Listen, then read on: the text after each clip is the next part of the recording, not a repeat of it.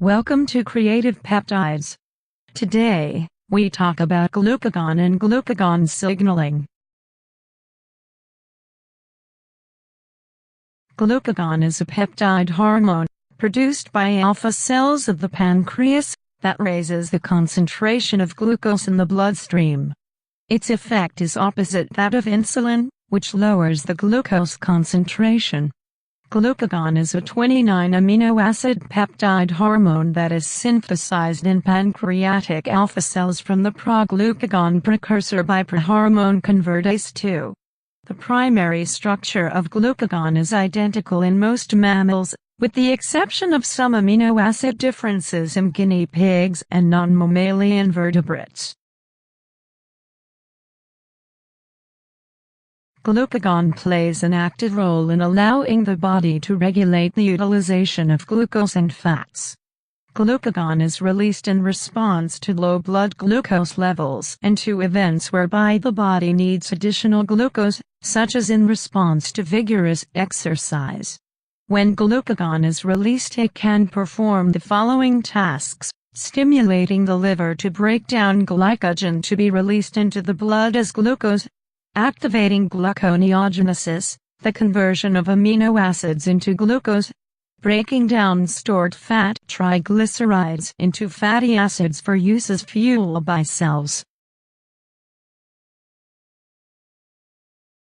Glucagon has several physiological functions, including hepatic glucose homeostasis, inotropic and chronotropic activity in the heart, spasmolytic effects on gastrointestinal muscle, lipolytic effects, vasodilatory effects, stimulation of glomerular filtration rate, and regulation of ion transport and electrolyte excretion in the kidney. Glucose homeostasis, an important physiological function of glucagon, occurs in hepatocytes through activities that counteract the activities of insulin. In response to low blood sugar, glucagon is released from the pancreas into the bloodstream. Glucagon binds to the glucagon receptor on hepatocytes, leading to an increase in the hepatocellular content of glucose and the subsequent release of glucose from hepatocytes across the GLUT2 transporter. The effects of glucagon on hepatic glucose synthesis occur at several levels, including regulatory short-term effects on enzymes and long-term effects on transcription.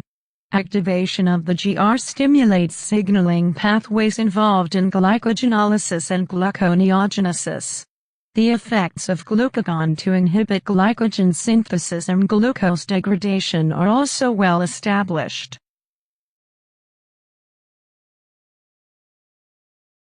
Secretion of glucagon is stimulated by hypoglycemia, epinephrine, arginine, alanine, acetylcholine, cholecystokinin.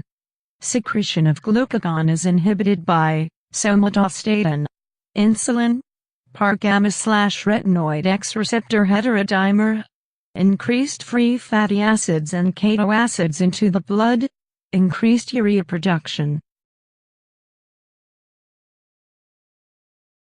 In hepatocytes, glucagon binding to GR activates GPCR signaling pathways involved in glucose metabolism, ultimately leading to increases in blood glucose levels.